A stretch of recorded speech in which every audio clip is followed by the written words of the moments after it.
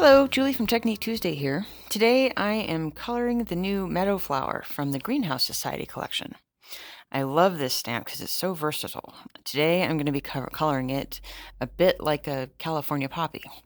I'm a California girl and I love that state flower.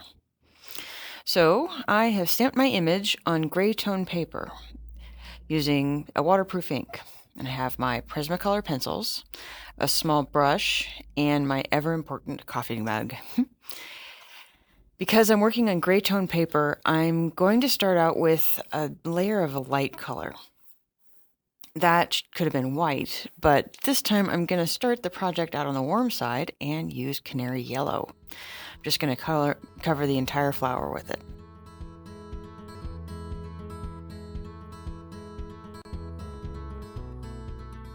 Once I'm done with that, I'll move on to yellowed orange. This will go in almost everywhere that the yellow did, because of course it's going to be orange like a California poppy. It'll have yellow highlights, but will be mostly orange.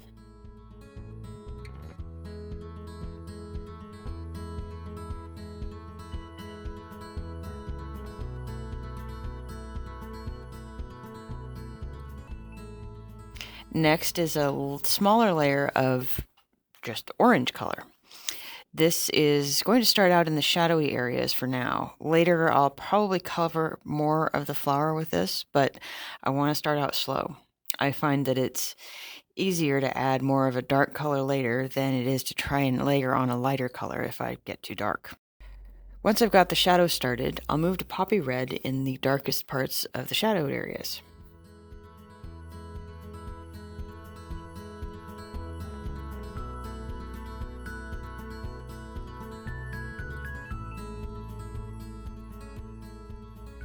Once I've got that in, I'm going to go back and forth a good bit to get the colors to balance just the way I want to. I use the yellow to orange to blend and smooth the poppy red, and then add more canary yellow to blend that, and so on. This paper is actually really nice for building up color, but I'm always trying to make sure that I use small circles and I'm thinking about my pressure. As the project develops, it gets harder and harder to get another layer of color to stick, and you may have to use more pressure. Just think about how hard you're pressing and don't go crazy. I try to remember to increase that pressure slowly. It doesn't always work, but I try.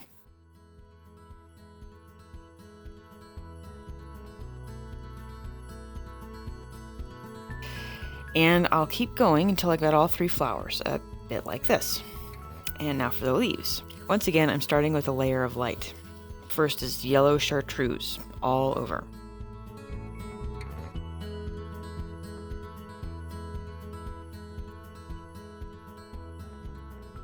With the stems, I'm switching up how I layer on the color. And I'm going to start out with my lightest color here, but then immediately go to the darkest, in this case, dark green. I'm just going to go in with a very, very light layer, and only in the parts that I want to be shadowed. The next is spring green, and I'm going to use it to blend the dark green into the yellow chartreuse, and to sort of bridge the gap between them. On to apple green, and then back to dark green, and spring green, and back and forth, with a bit of chartreuse thrown in for good measure, until I come up with something like this, which is my finished piece. This gray tone paper was fun to work with using colored pencils because the color just pops, even without a huge range of color.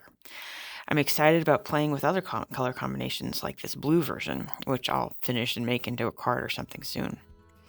Thanks for watching. I hope you learned something you can use on your next project. Have a great day.